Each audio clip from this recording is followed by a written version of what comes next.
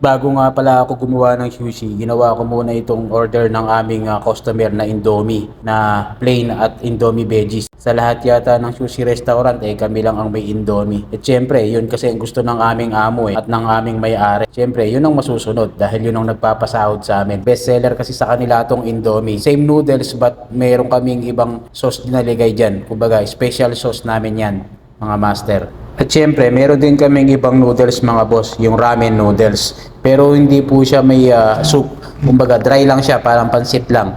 Tinanong ko na nga kay partner kung ano yung order ng aming customer na magda-dine in.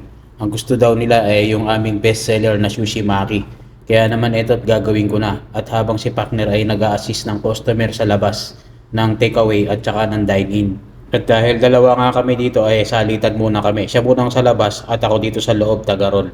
At una ko ang niroll dyan ang Yumi Special at ang aming Crazy Ebi Maki. At dahil parehas lang sila ng flavor kaya pinagsabay ko na natig 4 pieces. Ang pagkakaiba lang niya may steam shrimp siya sa ibabaw.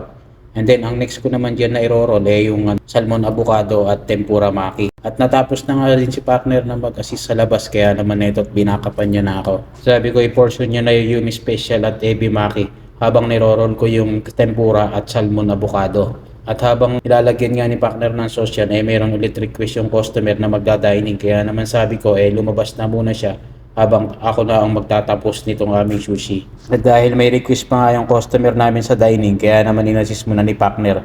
At pagkatapos ko nga pag-i-slice niya, ilalagyan ko na ng sauce at mga toppings, mga boss. At syempre, ilalagyan din natin yan ng wasabi ginger para naman pagka isinurb na natin ay kumpleto na. At si partner na ang magsiserve na to dahil siya na nag-aayos ng mga condiments sa labas na itong aming dine-in na sushi maki.